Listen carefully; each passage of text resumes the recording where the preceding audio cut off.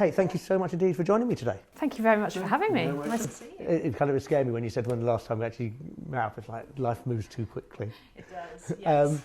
So let me start going back. I've never asked you this, but what came first, the retail or the trends? Were you interested in trends generally first, or were you interested in the retail marketplace? The trends came first. So that's actually how the whole of Insider Trends began, was me deciding I wanted to be a trend scout. Okay. And then there didn't seem like there were many interesting people to work for in London at that point, so I decided to set up my own business. So I've been learning how to run a business and learning all the trend stuff at the same time. Now I'm fascinated by the fact you just set up your business. Was it a massive leap of faith just to set up the business, or was it the fact that you did not feel there was anyone ideally suited to you? It wasn't a massive leap of faith because it was a service, so I knew how to build websites on a very light level. Yes. So I built a website, stuck it on the internet and saw what came back. So it's not like opening a restaurant where you spend hundreds of thousands of pounds before you know if anyone's interested. Yes. So yeah. But presumably, in the world that you live in, the joy of being part of a company is you have access to more information because you've got people around you. If you're going out there as a kind of someone who's looking at trends and you're by yourself, was there not a fear of being isolated and kind of missing stuff because you didn't have the network of a company? Maybe, although one of the first, so actually Insider Trends has its roots in something called a retail safari or a trend tour. So yes, I mean, it was just me at the very beginning, and I knew I couldn't scout or look at everything that was going on around the world and take it into big corporations immediately. So I saw that there were other people doing something called a trend tour, where you find innovation hotspots in a city, and then you take a client to those hotspots. So yeah, the origins of the business are in something called a retail safari or a trend tour. Yeah. Because I knew I wasn't, big enough at that point, capable enough to look at everything that was going on around the world and take that into these corporations. But there were people doing things called a trend tour. There was one in Miami, one in Tokyo, and I thought I could be the person to do that in London. Okay. So I scouted all the interesting things in London, and then we found that big companies like Absolute Vodka wanted to come and look around London. Yeah. I was so lucky in that I lived in one of the best cities in the world for innovation. And from there, it's grown into presentations, into consultancy, into workshops. And was that always the plan? The plan was to see how it went. I think initially the plan was world domination. Okay, excellent. No small target then. So the Insider Trends name, when it first started, it had, I think, tech, sustainability, food, retail. It had all these strands. And then maybe 4 or 5 years ago, again, learning how to run a business at the same time as doing the work. Yeah. About 5 years ago, I realized that world domination was not the plan. I sat down, I looked at all my different trend categories. Yes. We found that 20% of categories that were selling 80% or making 80% of our sales, that was retail. And at that point, we ditched everything else, doubled down on retail, and everything's gone great guns since then. So looking back, why? Why is retail almost a forebearer in the world of trends? And I think it lent itself very well to the safari format, but I don't know actually. Apart from that, I mean, maybe again 5 years ago or before that, maybe people weren't so into sustainability. Right. So it's a bit of a shame, but so we didn't have people banging on the door asking for sustainability talks and sustainability tours. Do you think if you did the same exercise, if you were still in a position where you were covering more broad now, the balance would be different? People are definitely talking about it more. Okay. And I studied eco-design. I studied design and eco-design. Yeah. So it's something that's actually quite close to my heart. Okay. So if people want to talk about that, we would happily do that. We also find that 2 or 3 times a year, clients ask us to do something random. So we have worked with some luxury brands on sustainability projects. Right. We've helped another company on the future of paving slabs and landscape gardening. Okay. So we take on a few different non-retail projects, and it kind of just keeps your trend hand in, and you actually find out interesting things in another space that changes how you think about retail in a way. So it's quite good to just look at retail from a fresh perspective. And do you find, you mentioned it in terms of the trends you find from different industries then affecting your thoughts about retail. Give me some examples of a great parallel which actually drew across into retail from the world of... Oh, good question. I mean, I remember with the paving slabs thing, we were looking at how often people were moving home and how the number of people renting in this country is really increasing. So maybe that it wasn't directly related to retail, but it's just because all of trend spotting is basically built on a framework. You start with the biggest, most reliable trends, things like people moving into cities and how populations around the world will grow, and sustainability, things that you can count on for the next 20, 30 years. Yeah. And from there, you then move into smaller, less reliable trends. So it was just helpful to kind of know what was going on in terms of people living and working in this country. And how do you sense as you drill down kind of into the more kind of distinct trends and smaller, whether what you spotted is a trend or just an anomaly, I suppose? Kind of is it kind of at what point? What is it a feel from your years of experience, or is there something which actually you can tangibly turn around and say? It's maybe a bit of both. So maybe it's hard to tell, but I think the ultimate test is, does it make sense? There are some inescapable truths about people. Like, people will always want things that are cheaper and more convenient. And so if you read about something new, does it seem like something that people would want to do, or does it seem too complicated for people to learn?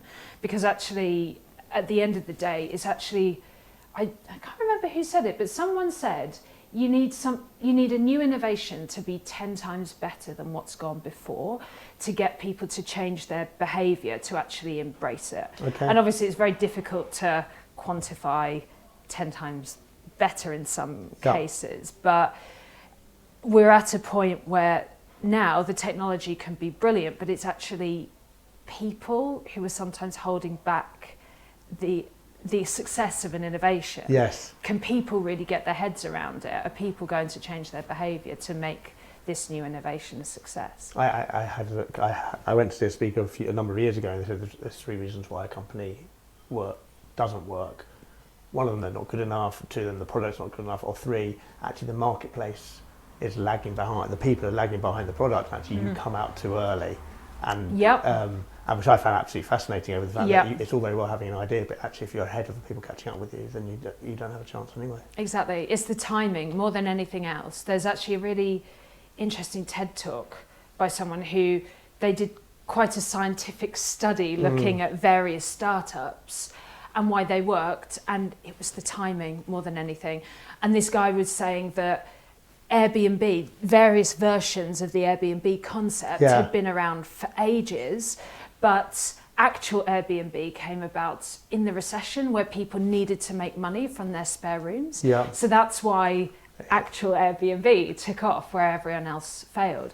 And we see this time and time again, that, I mean, QR codes, for instance, have been around forever, since the start of the decade almost, or probably before.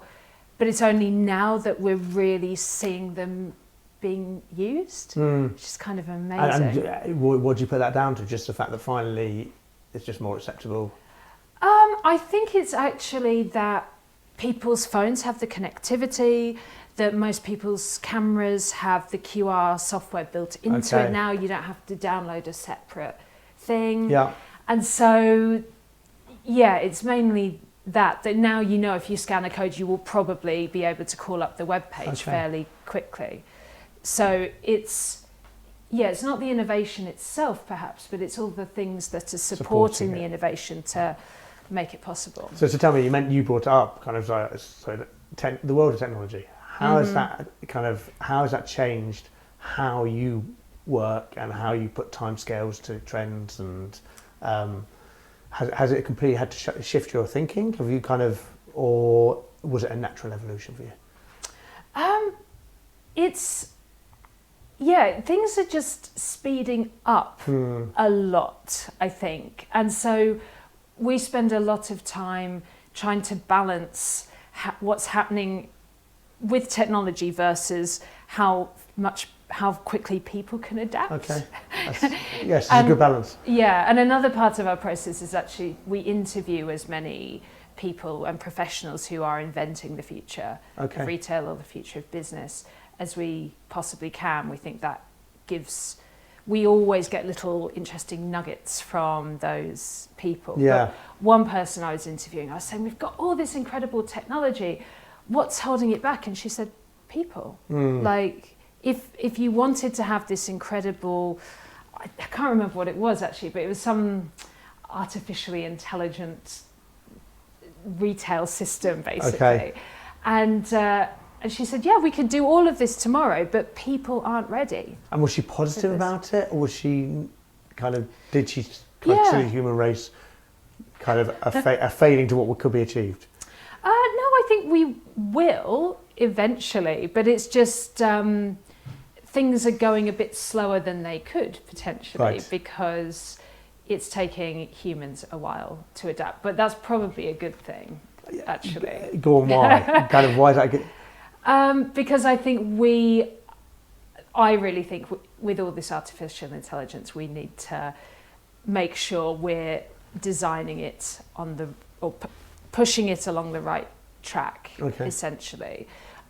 Sorry, I'm referencing all these things that I've read and I can't remember the actual source, but there was someone else, another article I was reading from someone who was saying that he thinks that people working with artificial intelligence systems, they should take a code of conduct like doctors do. Okay. Which I think is absolutely what's needed. Okay. Because at the moment we're developing all this stuff and no one's really agreeing how it should be used. And this is why I think it's good that the pace of change is slightly being held back so it doesn't career off in the wrong direction. Hopefully we can agree some principles. Which are then absolutely always stuck to by everyone.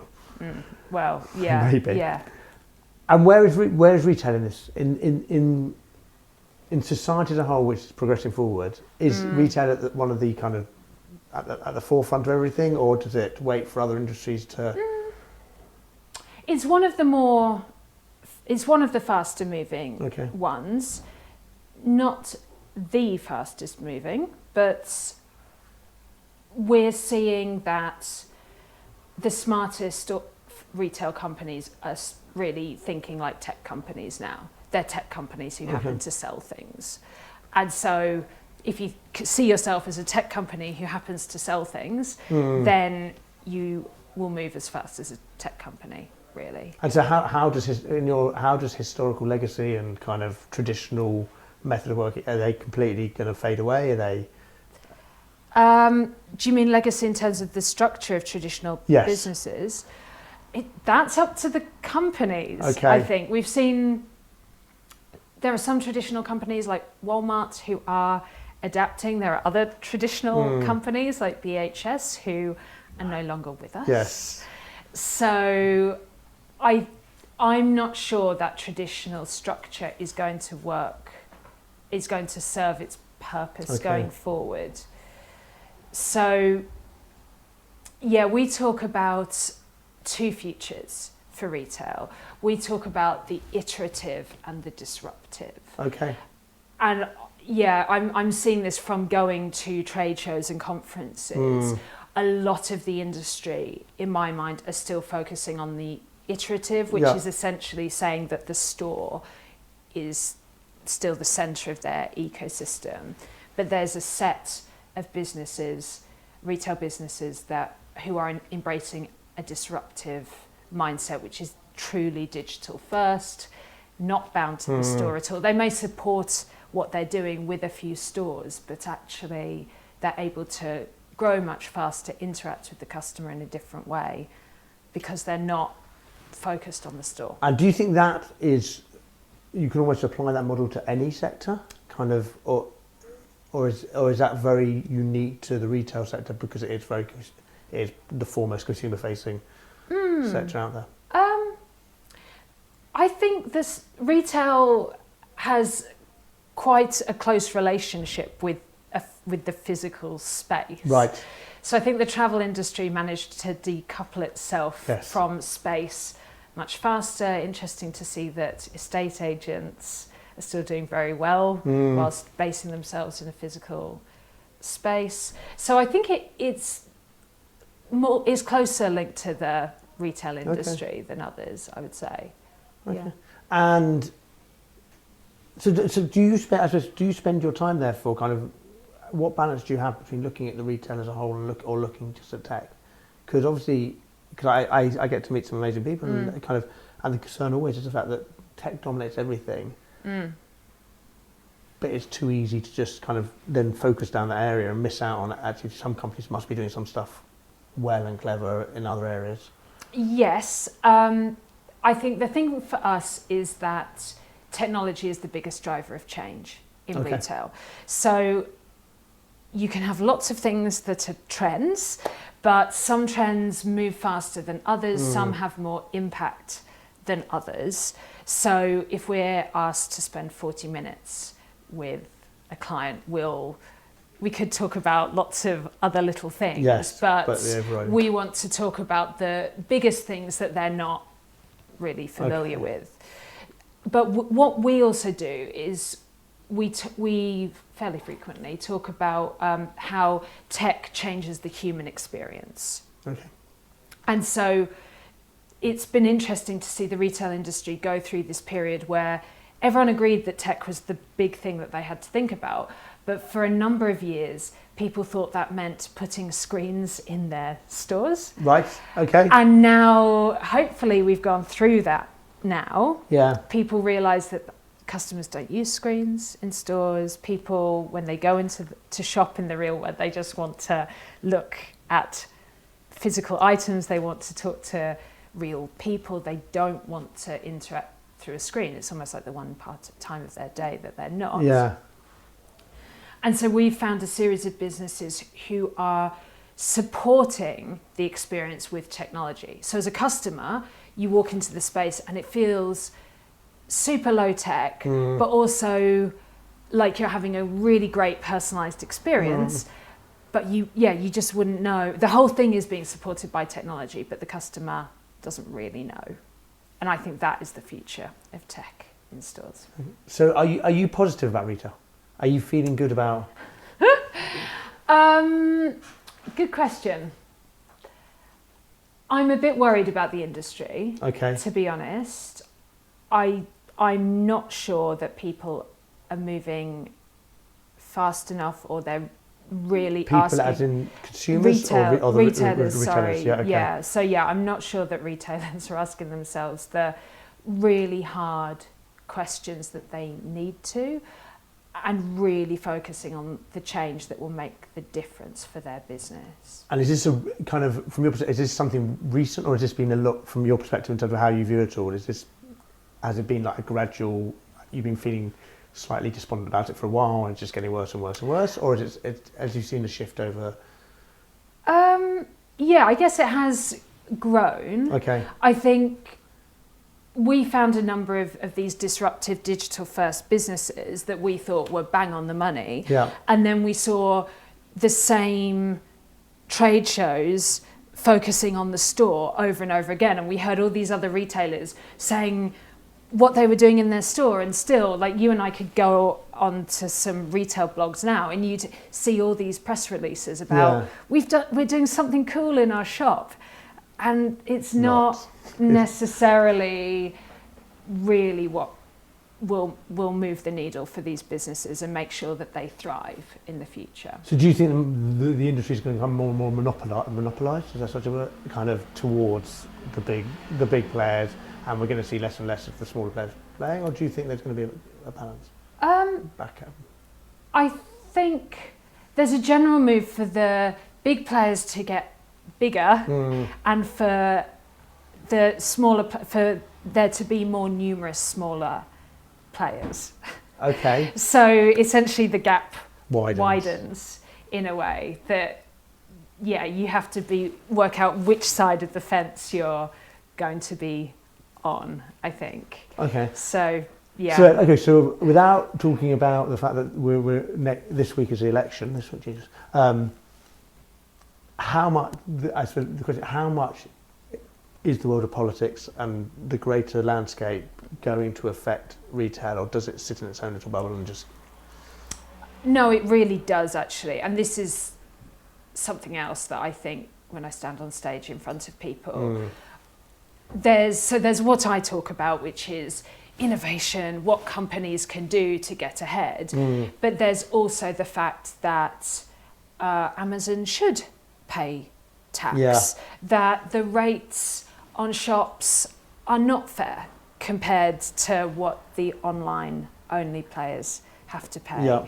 And so I think hopefully everyone knows that. It doesn't seem like news that I can say to people, but if the government could sort that out for retailers, life would be a lot easier. Do you think it's literally, there is that element that says it's literally as easy as that? If they could sort, I know it's a big problem, but if they could sort that out, the whole landscape of what you're talking about, the retail marketplace, would fundamentally shift. Yeah, it would really help.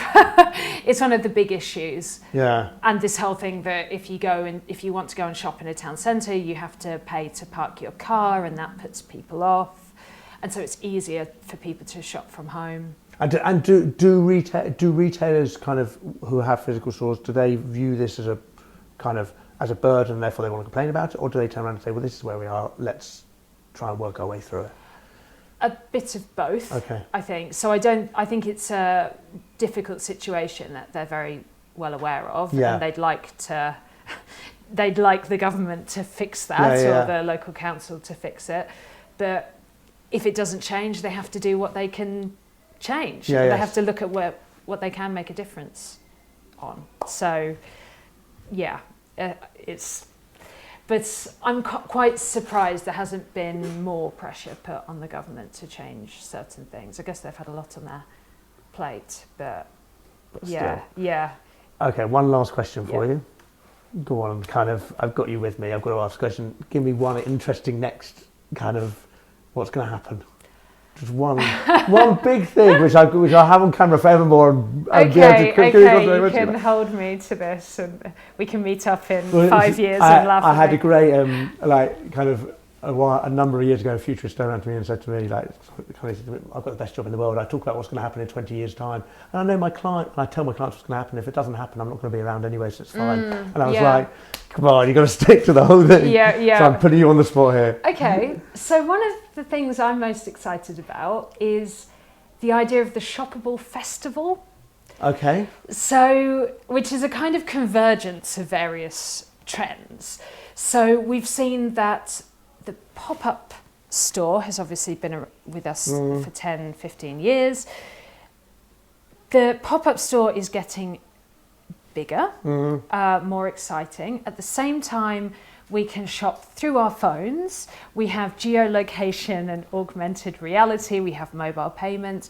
And so there are now some retailers who are launching these giant spaces that people can walk through. They discover new products. There are all these different activations. And if they see something they want to buy, they can just scan it and buy it there and then.